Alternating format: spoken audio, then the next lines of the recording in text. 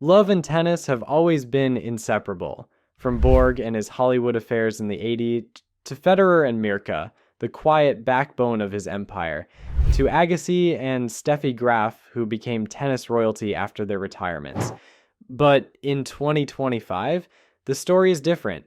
This year, tennis couples are no longer just background support systems. They're front page gossip, trending hashtags, viral TikTok edits, sponsorship campaigns, even full-on YouTube channels. And here's the kicker.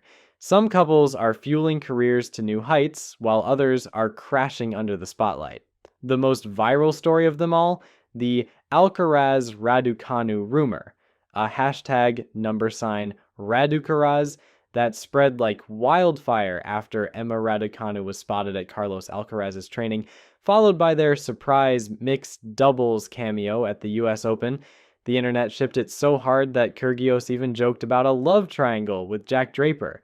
Yeah, Raducanu and Alcaraz both laughed it off, denying romance, but the buzz didn't die.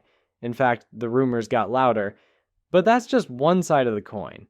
On the other, we've seen beautiful stability in couples like Gael Monfils and Elina Svitolina, who managed to win big matches side by side as parents, as equals.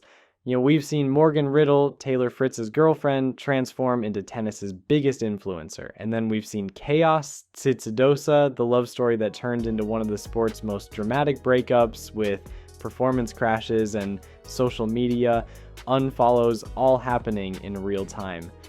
So today on Tennis Titans, we're diving deep into the world of tennis power couples in 2025. Who's winning together, who's losing love, and who's getting shipped into relationships by fans that may not even exist.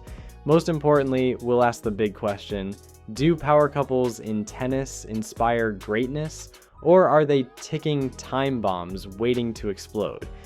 The gold standard, Monfils and Svitolina, wholesome love that works. Let's start with the couple everyone points to as proof that love doesn't have to be a distraction. Gael Monfils and Elina Svitolina. Their story started in 2018 after Svitolina won the WTA finals in Singapore. They went public, quickly became fan favorites, and by July 2021, they tied the knot in a wedding designed by none other than Virgil Abloh. A year later, they welcomed their daughter Sky. Here's the twist. Instead of careers declining, they both came back stronger. In 2025, at the Australian Open, both Monfils and Svitolina reached the round of 16 on the same day, each taking down a world number. 4-player. So Monfils later said, "My dream is to have an unbelievable family. Tennis is cool, but my dream is out there." Fans saw it as proof that family stability doesn't kill careers, it can extend them. Svitolina, after giving birth, came back with one of the most inspiring comebacks on tour. Monfils, at 38, still competing and still smiling, credited his wife for his motivation. So here's the debate starter. Do Monfils and Svitolina show that love actually fuels resilience in tennis? Or are they the exception, not the rule? Taylor Fritz and Morgan Riddle, the glamour couple, changing the game now flipped the script. If Monfils and Svitolina are the wholesome love story, Taylor Fritz and Morgan Riddle are the influencer era's version of a power couple. They met in 2020 on the Raya dating app, pandemic lockdown, a horror movie date, and suddenly Riddle, who had no tennis background, became the sport's most visible wag. By 2024, the New York Times called her the most famous woman in men's tennis. Her tagline? Make tennis cool again. And she's done exactly that.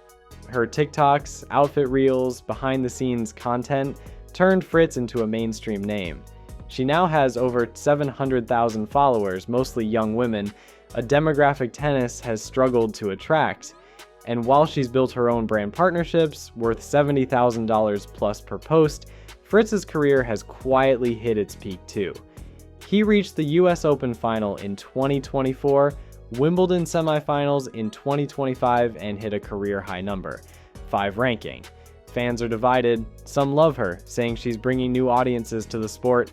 Others argue she overshadows Fritz's tennis. But here's the reality. In 2025, Morgan Riddle and Taylor Fritz are not just a couple, they're a brand.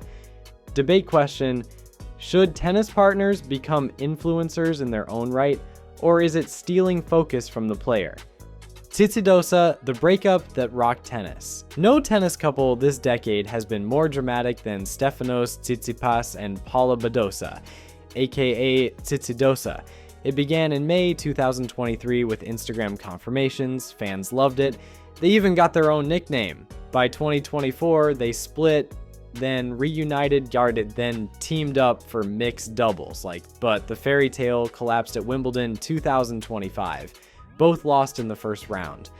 Tsitsipas retired with a back injury, Badosa lost to Katie Bolter. Within days, they unfollowed each other on Instagram, deleted joint photos, and broke up for good. Tsitsipas admitted, "I need to soulfully be focused on my own individuality." His father publicly blamed the relationship for distracting him. Coach Goran Ivanišević called him the most unprepared player I've ever seen, leading to their split. Fans piled on, arguing that Tsitsidosa ruined Tsitsipas's career momentum. His ranking slid to outside the top 25. Badosa, still a top 10 player, faced scrutiny for her focus. The debate here is brutal. Did Tsitsidosa prove that public love affairs destroy tennis careers, or was it just bad timing, bad injuries, and bad luck? Kasatkina and Zabiako love as defiance. Then you have a different kind of couple altogether.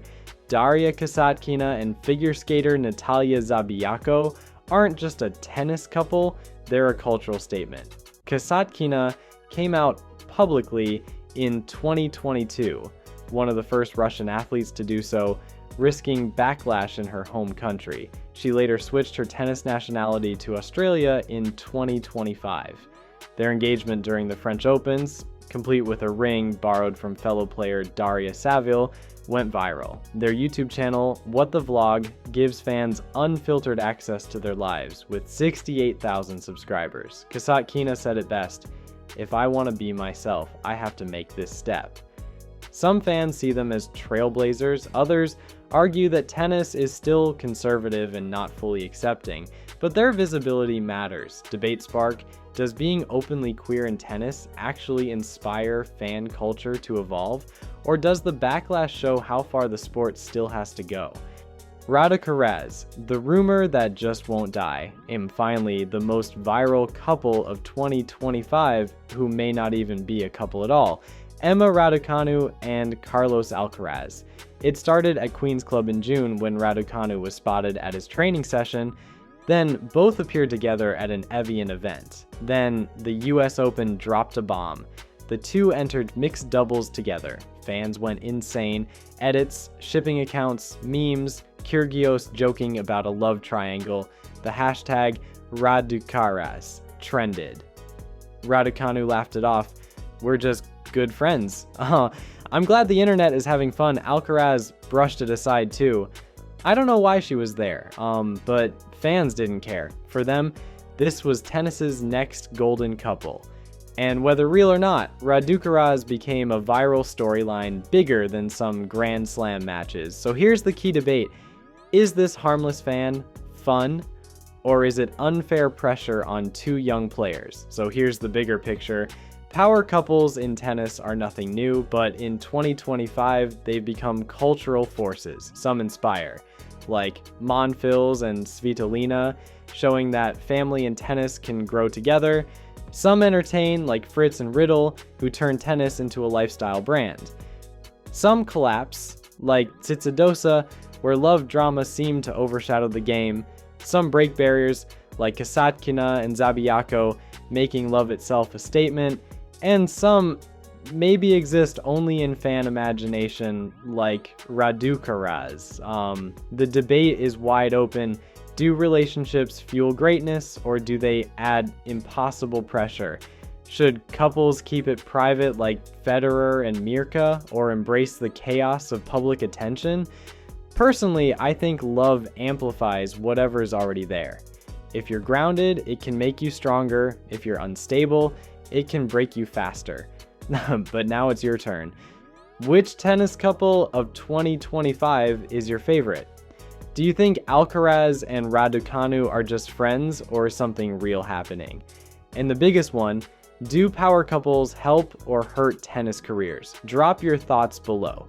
Let's settle this debate once and for all.